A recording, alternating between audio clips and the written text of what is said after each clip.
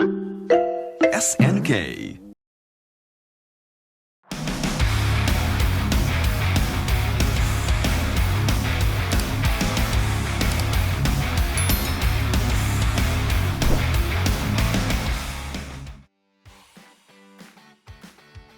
Eh bien bonjour à tous, voici une nouvelle vidéo sur Mister FPGA pour vous parler de l'actualité de cette semaine. Donc on commence par le corps PGM IGS, donc le jeu, le tout premier jeu d'ailleurs qui fonctionne sur ce corps, c'est ESP Galuda. Donc comme on le voit à l'écran, par contre il y a des glitches visuels encore pour l'instant, mais en tout cas il est tout à fait jouable et contrôlable à la manette sans souci. J'ai pu faire un niveau du jeu et ça marchait plutôt bien. L'autre point qui est encore en cours d'amélioration, c'est le son. On entend le son, mais il est très très faible et des fois il y a aussi des bugs sur le son. Donc, en tout cas, c'est la toute première version disponible de ce jeu sur ce corps et ça annonce de bonnes nouvelles pour les suivants.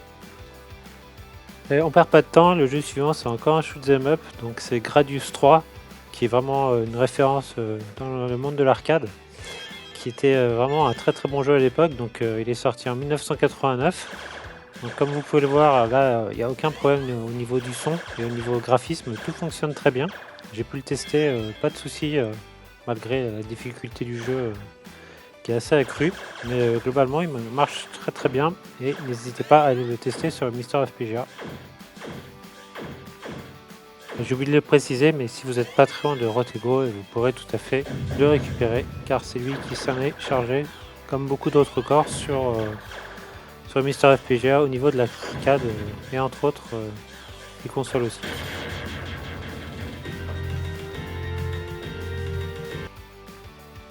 Là, on passe à un autre jeu donc, qui s'appelle China Gate, donc un jeu qui est sorti en 1988 chez Taitos et qui a été édité par Technos Japan. Donc ça, c'est un jeu par contre que je ne connaissais absolument pas. J'ai jamais eu connaissance de ce jeu et je suis encore moins joué. Donc vous incarnez 3 personnages, un singe, un cochon et puis le troisième, je sais plus, dans un univers donc, de plateforme relativement coloré. C'est pas moche, c'est pas ouf, mais en tout cas les sprites sont assez bien détaillés. J'ai jamais essayé le jeu, donc c'est disponible aussi sur Mister FPGA depuis cette semaine. Donc n'hésitez pas à le récupérer et puis m'en dire ce que vous en pensez. Puis si vous connaissiez ce jeu avant de vous le présenter aujourd'hui, dites-le moi dans les commentaires. Et un petit détail important, il n'y a pas de son pour l'instant dans ce jeu. Allez, on repart du côté des shoot'em up. Vous êtes servi si vous aimez shoot'em up cette semaine. Donc Darius 2 est disponible, donc toujours chez l'éditeur Taito. Et il est jouable donc sur 3 écrans, comme vous le voyez en mode écran étendu. Donc là, bon, je l'ai mis sur mon écran LCD pour bien qu'on voie le rendu. Sinon sur un CRT pour l'instant ça fonctionne pas bien, ou en tout cas je n'ai pas trouvé comment le configurer. Vous pourrez me le dire aussi dans les commentaires comment faire sur un CRT. Là pour l'instant j'y arrive pas. En tout cas le jeu fonctionne bien, vraiment pas de soucis. Bon, à part quelques bugs aussi quand même d'affichage, on le voit sous l'écran titre. Mais globalement il est jouable, il n'y a pas de difficulté à ce niveau là. Quelques corrections visuelles à apporter, sinon la maniabilité elle est bonne. Puis bah, voilà, donc un nouveau jeu, Darius 2, quand même un jeu qui est relativement connu en arcade. Donc foncez, allez le tester si vous n'avez pas encore récupéré sur le Discord du Mister FPGA.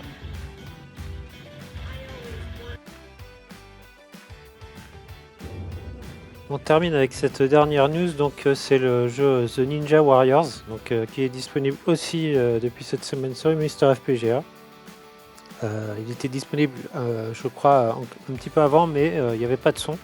Donc là, depuis cette semaine, il y a du son dans le jeu, donc vous pourrez le tester avec le son. Donc c'est un jeu aussi de chez Taito qui est sorti en 1987. Donc bah, vous incarnez un ninja, un homme et une fille. Et en vérité, vous n'êtes pas des êtres humains, mais des robots, donc en mission pour affronter une armée démoniaque malveillante. Toute une histoire. Donc voilà, le jeu, moi j'ai jamais joué au jeu, je sais pas ce qu'il vaut non plus. Les rares tests que j'ai vus, c'était pas forcément folichon. Mais bon, à tester comme d'hab sur Mister FPGA, on va pas s'en priver.